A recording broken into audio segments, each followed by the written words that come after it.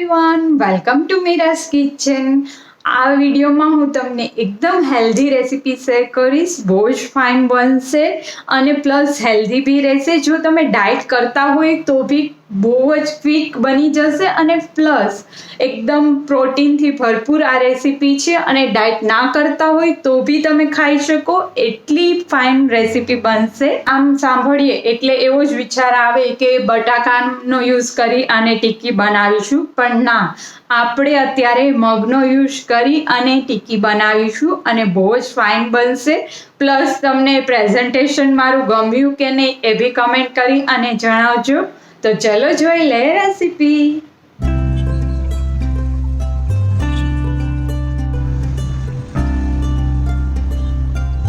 મંગાવેલા મગ લઈ લેવાના છે એક મિક્સર જારમાં. મગને મેં 2 દિવસ પહેલાં પલાળી દીધા હતા ઓવરનાઇટ માટે, અને સવારે પલળી ગયા પછી પાણી રીમૂવ કરી અને પાછા આખો દિવસ અને આખી રાત માટે મૂકી દીધા હતા, તો કોટા ફૂટી ગયા. એમાં આપણે 2 ટેબલસ્પૂન જેટલા ઓટ્સ લઈ લેશું.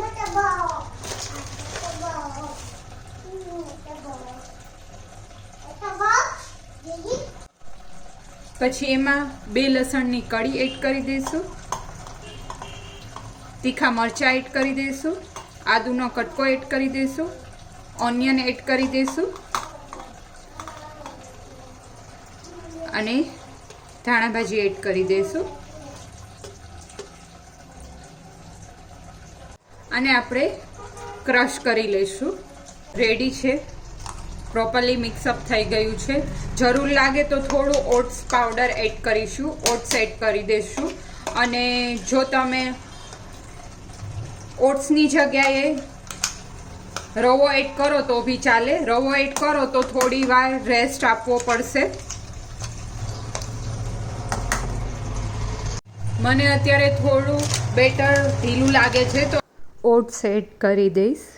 ટેસ્ટ માટે થોડું આખું જીરું એડ કરીશું, જેથી કરીને બહુ ફાઇન ફ્લેવર આવે. ધાણા જીરું પાવડર એડ કરી દઈશું, સોલ્ટ એડ કરી દઈશું. મરી પાવડર બી એડ કરી શકો જો તમે ગ્રીન ચીલી છે એ મોરું લીધું હોય તો. અત્યારે મેં ગ્રીન ચીલી છે એ તીખું જ લીધું હતું એટલે મરી પાવડર સ્કીપ કરું છું. બધું પ્રોપરલી મિક્સઅપ કરી દઈશું.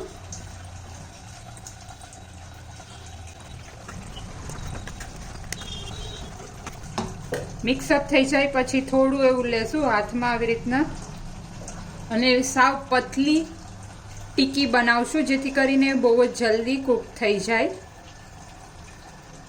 રીતના નાની નાની ટિક્કી રેડી કરી લેશું. તો હવે એક નોનસ્ટિક તવી લેશું અને એમાં ઓઇલ એડ કરી દેશું. તમે બટર અથવા તો ઘીમાં બી ટિક્કીને ફ્રાય કરી શકો, શેલો ફ્રાય કરી શકો. તેલ ગરમ થાય, લોઢી તપી જાય એટલે એમાં ટિક્કી બનાવેલી એડ કરી દેવાની છે. તમે ઇન્સ્ટન્ટ આવી રીતના ટિક્કી બનાવીને બી આવી રીતના લોઢી પર મૂકી શકો. તમે આવી રીતના ડાયટ કરતા હોય ત્યારે સ્પ્રાઉટ ખાઈને બોર થઈ ગયા હોય તો આવી રીતના ટિક્કી વર્ઝનમાં તમે એને ટ્રાય કરી શકો. બહુ જ હેલ્ધી, અને પ્લસ તમે સ્પ્રાઉટ મગ બી ખાઈ શકો. આવી રીતના તમારા કિડ્સને બી ઇવન તમે સર્વ કરી શકો. તો આવી રીતના નોનસ્ટિક પેનમાં જ આપણે ટિક્કીને બનાવીશું, જેથી કરીને બહુ ઇઝીલી ટર્ન કરી શકીએ અને કૂક થઈ જાય. જો નોનસ્ટિક પેન નહીં હોય તો નીચેથી ચોટી જવાની બીક રહે. જોઈ શકો છો એક સાઈડથી કૂક થઈ ગઈ છે તો મેં ટર્ન કરી લીધું છે. જે તમે લાસ્ટમાં મૂકેલી હોય એ લાસ્ટમાં ટર્ન કરવાની.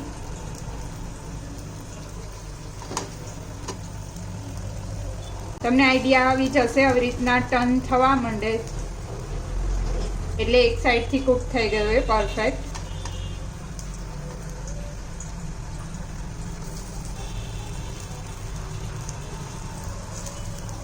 અને તેલ બી બહુ જ લાઇટ એવું જોશે, બહુ નહીં જોઈએ.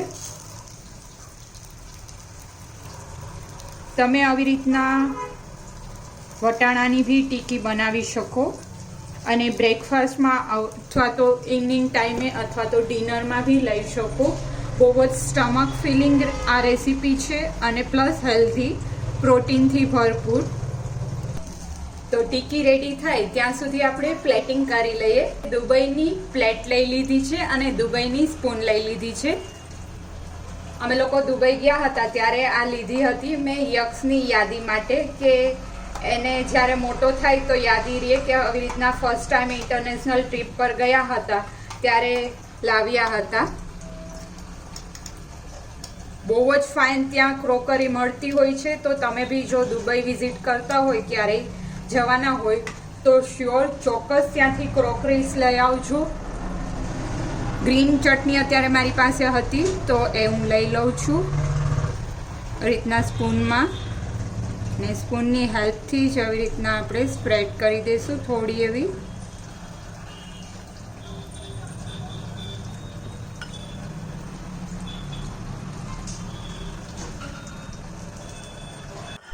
તો આપ જોઈ શકો છો, ખાલી ડીશ જોઈને જ તમને અથવા તો કોઈ બી ગેસ્ટ કે તમે જેને બી સર્વ કરશો એને ઇન્ટરેસ્ટ લાગશે કે બહુ જ ફાઇન રેસીપી લાગે છે. એટલે જ્યારે બી તમે કાંઈ બી સર્વ કરો ત્યારે એકદમ થોડું પ્રેઝન્ટેશન સાથે સર્વ કરશો તો બધાને બહુ જ ગમશે અને ઇન્ટરેસ્ટ લાગે કે કંઈ ન્યૂ ડીશ છે તો આપણે બી ટ્રાય કરીએ.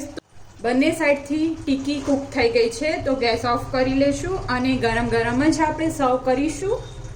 તો રેડી છે એકદમ યમી પ્લસ હેલ્ધી રેસીપી. આપ બી આ રેસીપી ટ્રાય કરજો. તો કેવી લાગી રેસીપી કમેન્ટ કરી અને જણાવજો. અને હા, યક્ષને તો બહુ જ ગમી, એને જોઈને જ મન થઈ ગયું અને એટલી જ એને ભાવી બી. મારી ચેનલને સબસ્ક્રાઇબ ના કરી હોય તો જલ્દીથી મારી ચેનલને સબસ્ક્રાઇબ કરી લેજો અને બેલ આઇકન પ્રેસ કરી લેજો, જેથી કરીને તમને મારા લેટેસ્ટ વિડીયોના નોટિફિકેશન સૌથી પહેલાં મળે અને તમે મારા લેટેસ્ટ વિડીયો જોઈ શકો. Thank you for watching my video.